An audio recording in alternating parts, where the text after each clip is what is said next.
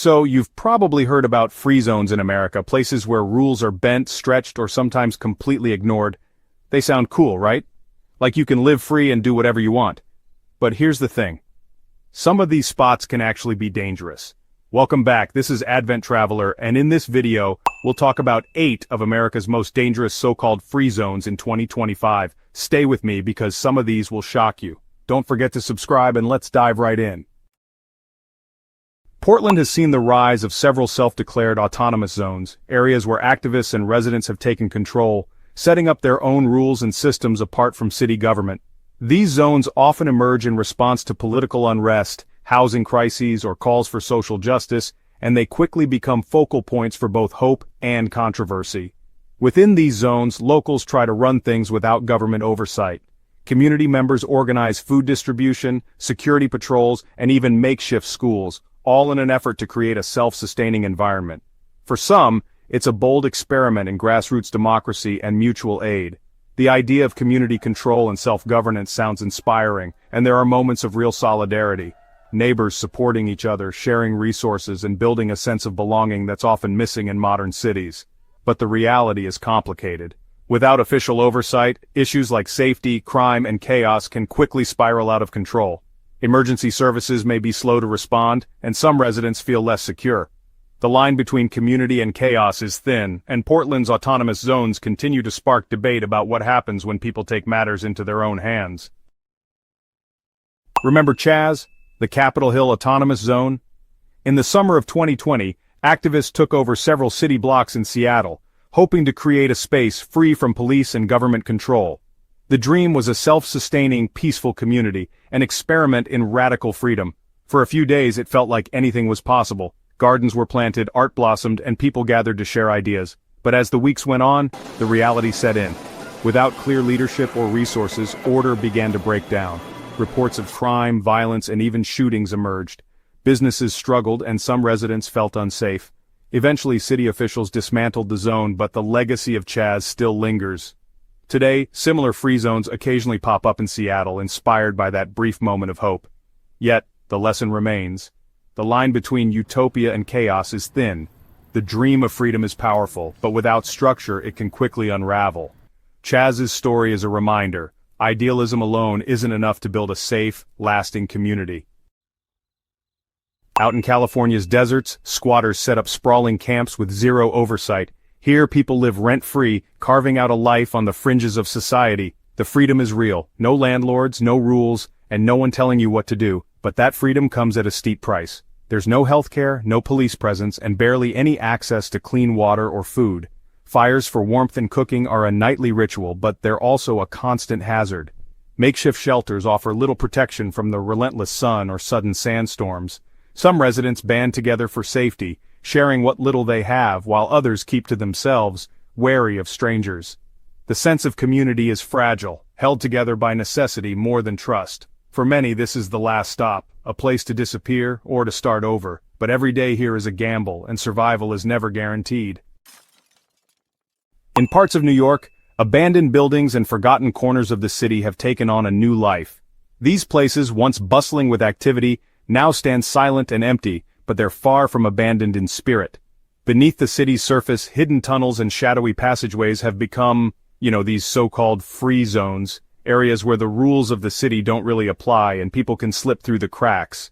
For some, these underground communities offer a last resort, a place to escape sky-high rent, strict city laws, or just the constant pressure of daily life.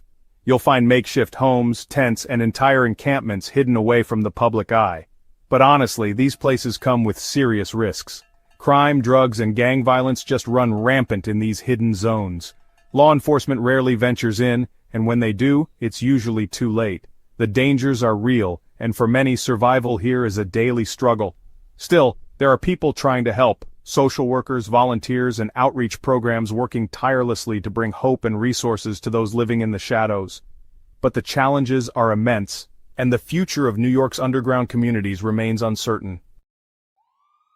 Austin's free-living tent zones attract people who want out of the system, but with no rules, no safety, or even basic sanitation, they've honestly become really dangerous places. These tent cities have grown rapidly, taking over sidewalks, parks, and even spaces beneath busy highways. Residents here face daily risks. Fights break out, theft is common, and there's little protection from the elements or from each other. Trash piles up, and the lack of bathrooms means disease can spread fast. At night the atmosphere shifts. It can feel tense, even threatening, as people try to protect what little they have. For many, it's a last resort, but the dangers are real and growing every day. Some try to help, bringing food or water, but it's never enough. The city struggles to keep up, and for those living here, every day is a test of survival, with no clear end in sight. Chicago has neighborhoods where police presence is almost non-existent. Residents say they live freely, but it's really lawless and risky to outsiders. In these so-called off-law pockets, daily life is a balancing act between independence and uncertainty. Some locals appreciate the lack of interference, feeling a sense of community and self-reliance. Others, however, worry about the dangers that come with no official oversight. Crime rates are high, and emergency services are slow to respond. Outsiders often avoid these areas, fearing for their safety. But for those who call these neighborhoods home, it's a complicated reality. Freedom comes with a price, and every day is unpredictable. For some, the absence of authority means neighbors look out for each other, forming tight bonds and informal support networks. Yet the constant threat of violence and the lack of resources make life challenging. Would you feel safe here? Some parts of Detroit are essentially abandoned. Entire blocks sit empty, with only the shells of homes left behind. Squatters have moved in, living rent-free in crumbling houses, but the lack of city services means there's no running water, no electricity, and no police presence. Gangs have taken over many of these areas, and violence is a daily reality. Residents must rely on themselves and their neighbors for protection and basic needs. Makeshift communities form, but trust is rare. In these forgotten blocks, survival of the fittest isn't just a saying, it's a way of life. Every day is a struggle, and only the toughest make it through. Yet even here, you'll find moments of resilience, neighbors sharing food, children playing in the street, and artists painting hope on broken walls. In Detroit's forgotten blocks, life persists, even when the odds are stacked against it.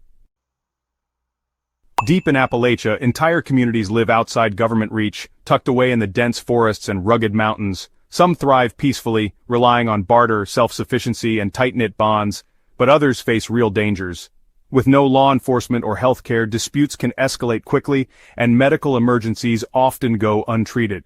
Residents fiercely value their independence, but isolation brings risk. Outsiders are viewed with suspicion, and help is far away. In these off-grid havens, life is a delicate balance between freedom and vulnerability. For some, it's a sanctuary. For others, a place where danger lurks just beyond the tree line. Appalachia's free zones remain a testament to both the resilience and the risks of living truly off the grid, where every day is a test of survival and community spirit. So, while the idea of living free in America sounds tempting, these zones prove that freedom without structure can come with a very high price. Safety, stability, and health often vanish in these so-called free zones. Which of these surprised you most? Drop a comment below, and don't forget to subscribe for more eye-opening insights into how people live around the world. Thanks for watching, and I'll see you in the next video.